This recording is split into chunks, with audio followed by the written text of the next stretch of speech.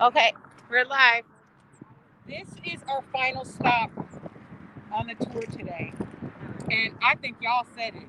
Like right here, there are 22 acres of city owned land, public owned land, that can be utilized as a temporary transitional space for housing the unsheltered.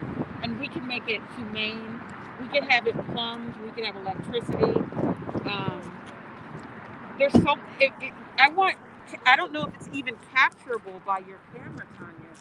How much space this is. We could have green space here.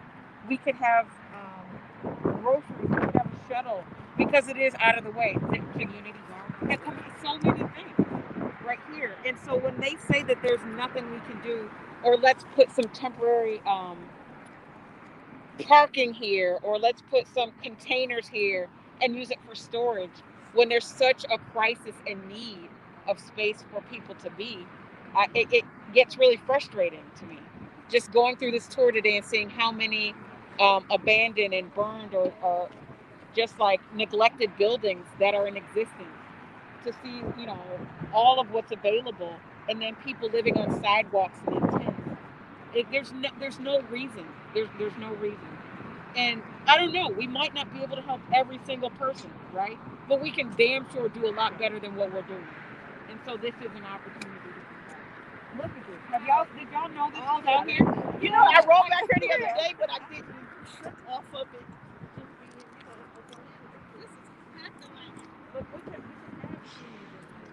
even if it's in those like big pots, well, we're gonna move them somewhere. A community. We can put our little city name in something else. Well, this is I'm 5 blocks. Your name is something else. but it's important to say that this is guaranteed to one of the recyclers that's currently in West Oakland, who's going to move their operations out here. But it's been a project that's been in process for the last several years, and ultimately they will move and develop their recycling center in this space. So we only have the capacity to use it for maybe 3 to 5 years. But I think within the next 3 to 5 years, if we're serious about purchasing buildings and rehabbing some of the things that we actually saw in the city, then that will give us a window to have this as a transitional site while we get more permanent solutions. That is my goal. And I hope that other people look and see like what's out here is something that we can use in the interim, because people shouldn't be living, outdoors anyway, right? People should have permanent shelter anyway. So while we're finding those spaces, say it again. Housing is a human right. Housing is a human right. So while we're finding more permanent solutions, I want to use this space as a site for a temporary transitional intervention for our unsheltered population in the city of Oakland. So we have specifically District 3. We have a comment. Isn't this land contaminated? What are we going to do? We are working with a state agency that permits sites like this, and has done so around in this area before, to do some mitigations around some of the contamination that may be here. Do some testing, and then make it usable as a temporary and interim site for potential use. So we have plans for that right now. Our community liaison, Justin Tombolesi, has been in conversation with the organization who does that work. Okay. So we're going to address that as well. Yes. So I have a question. Yeah. From 3 to 5 years, we can put some housing here on wheels. I think we should talk Like to some planners about what this site can be used for. There have been a couple architects and planners that have come to survey the space to see what would be possible.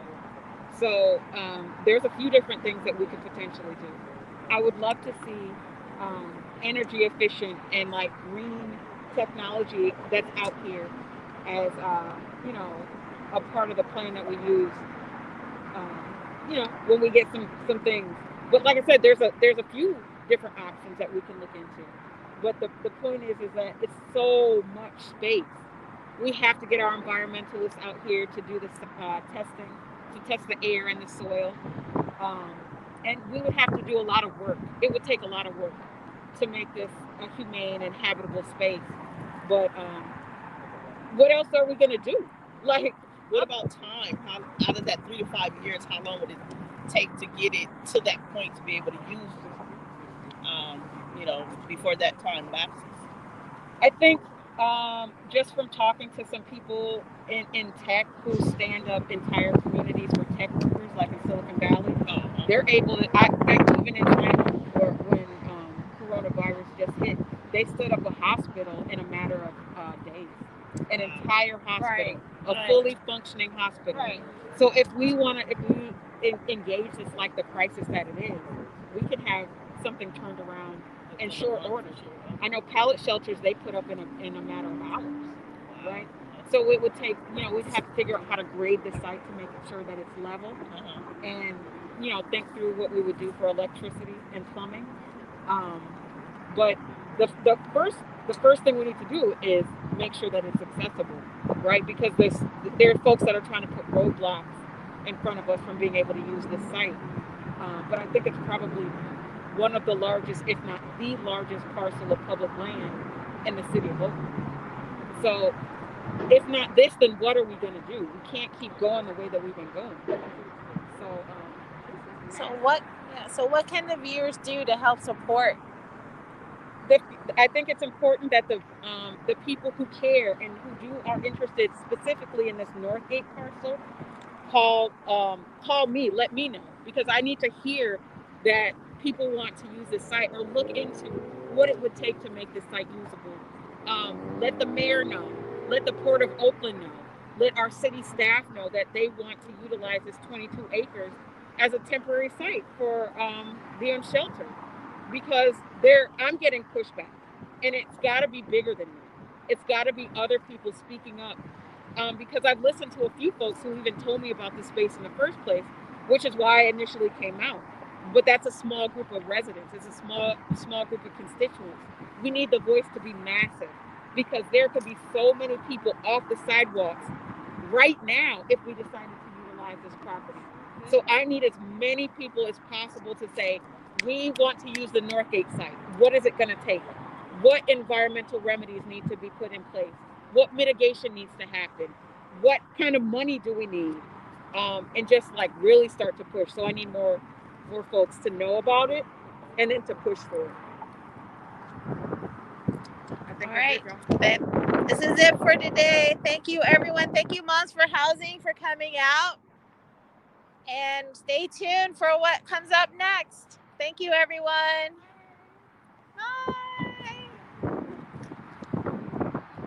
Bye.